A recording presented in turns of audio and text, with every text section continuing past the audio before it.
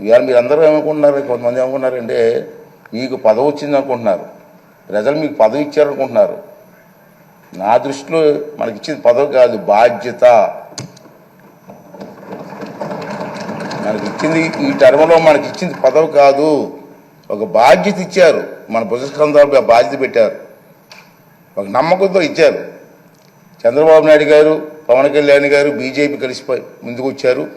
ఈ రాష్ట్రానికి న్యాయం జరుగుతుంది, చంద్రబాబు గారు సమర్థవంతంగా పరిపాలన చేసే శక్తి ఉంది అని ఒక నమ్మకం. 22 మంది మహిళా ఎమ్మెల్యేలు వచ్చారు ఈ సభలో. నిజంగా చంద్రబాబు నాయుడు గారిని, పవన్ కళ్యాణ్ గారిని అభినందించాలా. ఇంతమంది మహిళలకు అవకాశం, మహిళల కోసం ఎన్నో ఉపన్యాసాలు ఇస్తుంటాం రాజకీయంగా, కానీ వాళ్ళకి ఆ స్థానం కల్పించడంలో ప్రముఖ పాత్ర వహించిన చంద్రబాబు నాయుడు గారికి, పవన్ కళ్యాణ్ గారికి, బీజేపీ వాళ్ళకి ధన్యవాదాలు చెప్పాల్సిన అవసరం ఉంది.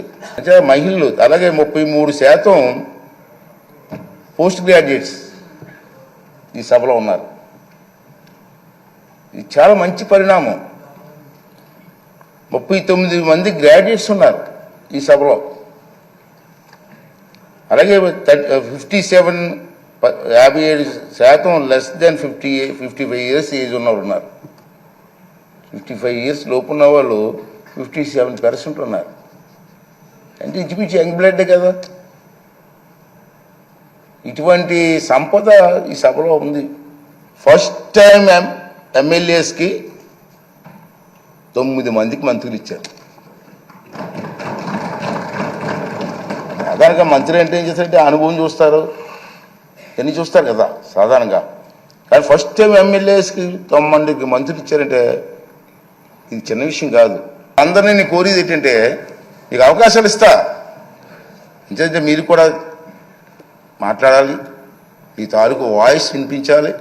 మీ అందరు నేను కోరేది ఏంటంటే ఈ హౌస్లో మాట్లాడడం అంటే హౌస్ కోసం కాదు, నా కోసం కాదు, మీకోసం కాదు, ఈ రాష్ట్రం కోసం, రాష్ట్ర ప్రజల భవిష్యత్తు కోసం మాట్లాడాలి. అంచేది ఫస్ట్ టైం ఎమ్మెల్యేస్ కూడా మగమాటం లేకుండా మీకు అవకాశాలు ఇస్తా. అవసరమైతే హౌస్ని 2-3 రోజులు పొడిగిస్తాం సభానాయకులు మాట్లాడి, తప్పేలే. చర్చ జరగాల. మీ నియోజకవర్గంలో మీరు కావాల్సినటువంటి కార్యక్రమం ప్రజలు అందరూ కోరుకుంటారు. కార్యక్రమం అడుగుతారు మనల్ని.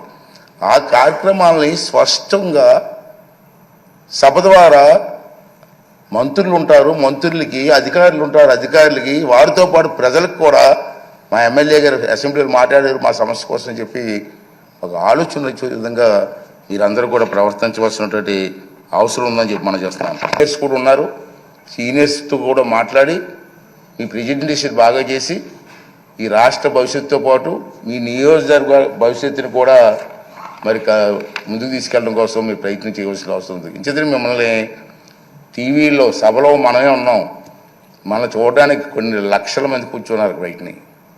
ప్రతిరోజు మనల్ని అబ్జర్వ్ చేస్తున్నారు. వాళ్ళ ఆశలను అడగాస చేయడానికి వీల్లేదు. మనం ఈ 5 రోజులు మనకి పండగ కాదు, బాధ్యత. 5 సంవత్సరాలు మనందరం కష్టపడి ముందుకెళ్ళవలసిన అవసరం ఉందని చెప్పి మనం చేస్తున్నాం. చాలా ఉన్నాయి. బడ్జెట్లో డిమాండ్స్ ఉంటాయి మనకి.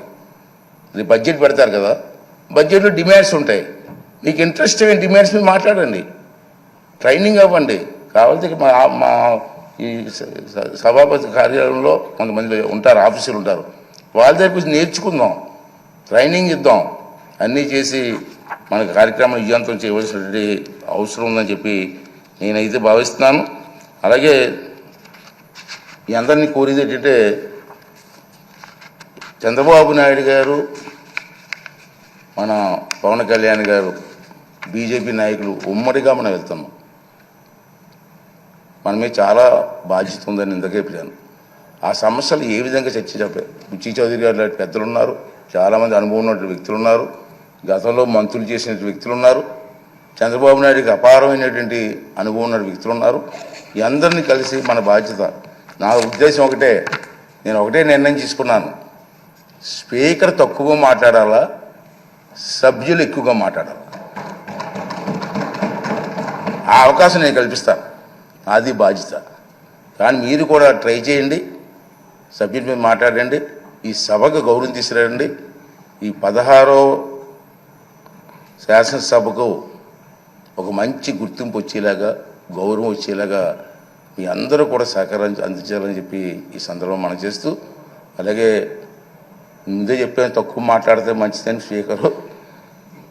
ఈ మా 4 మాటలు మీకు చెప్పి రేపు సభలో మీరు అందరూ కూడా సహకరించండి. అందరికీ ఇద్దాం, ఒకేసారి టైం లేదు, ఇవాళ టైం లేదు కాబట్టి ఇవ్వలేకపోయాను. కానీ తప్పనిసరిగా అందరికీ సమయం ఇచ్చి మీ తాలూకు మాటలను రికార్డు కూడా అవుతుంది కాబట్టి అందరూ కూడా ముందుకు వచ్చి మన రాష్ట్రాన్ని కాపాడడం కోసం, రాష్ట్రాన్ని అభివృద్ధి చేయడం కోసం మన అందరం కూడా కష్టపడి పనిచేద్దామని చెప్పి మనవి చేస్తూ, మరి మొన్న ఎన్నికల్లో ప్రజలందరూ కూడా మనకి ఉన్నతమైన బాధ్యత చెప్పారు కాబట్టి ఈ సభాముఖంగా మీ ద్వారా మనందరం కలిసి మనకు ఓట్లు వేసి గెలిపించి ఈ అవకాశం కల్పించినటువంటి ప్రజలందరికీ కూడా మరొక్కసారి నా ధన్యవాదాలు, నమస్కారాలు తెలియజేస్తూ